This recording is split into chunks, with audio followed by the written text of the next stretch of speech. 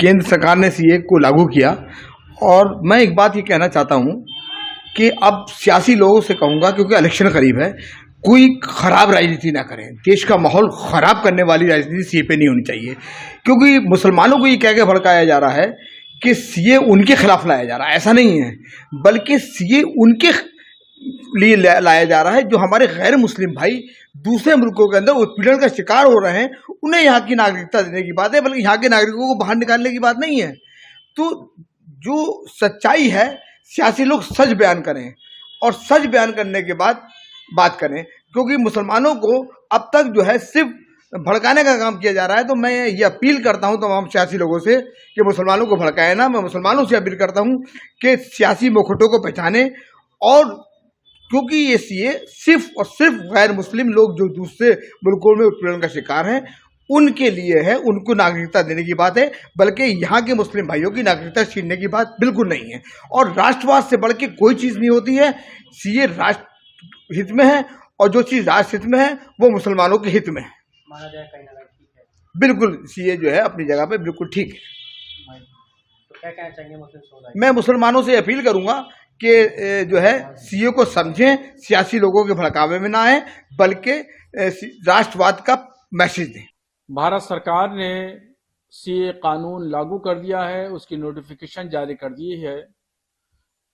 मैं इस कानून के लागू किए जाने पर इसका इस्तकबाल करता हूं, स्वागत करता हूं, और ये लागू बहुत पहले किया जाना चाहिए था। खैर देर आयत दुरुस्त आयत। इस कानून के ताल्लुक से मुसलमानों के दरमियान बड़ी गलतफहमियां हैं, उस गलतफहमियों को दूर किया जाना चाहिए। और मैं बताना चाहता हूं कि इस कानून से मुसलमानों का कोई लेना देना नहीं है। सीए कानून से सिर्फ अफगानिस्तान, पाकिस्तान, बांग्लादेश से जो गैर मुस्लिम आए हैं, भारत में सालों से रह रहे हैं और इनको शहरियत, नागरिकता नहीं मिली है, तो ऐसा कोई कानून नहीं था कि इनको नागरिकता प्रदान की जाए, दी जाए। तो इसलिए भारत सरकार ने एक ऐसा कानून बनाया जिसके तहत जो 2014 तक यहाँ पर पाकिस्तान, बांग्लादेश, अफगानिस्तान से आए हुए गैर मुस्लिम रह रहे हैं, जिनकी उस मुल्क में ज्यादतियां इनके साथ में हुई थी, तो वो उनको यहाँ पर भारत सरकार नागरिकता देगी और उनको शहरियत प्रदान करेगी।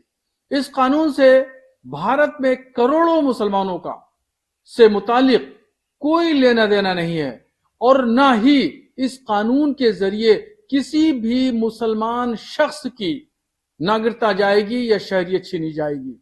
इसलिए मैं मुसलमानों के दरमियान जो गलतफहमी पैदा हुई और गुज़श्ता सालों में देखा गया कि जगह जगह एहतजाजी मुजाहरे हुए, धरने हुए, तो ये गलतफहमियों की बुनियाद पर थे।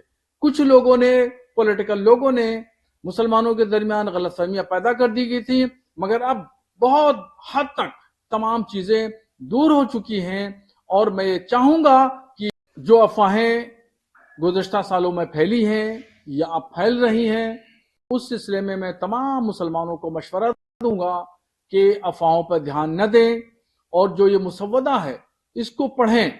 मैंने इसका गहराई से मुताला किया है और मैंने पढ़ा है।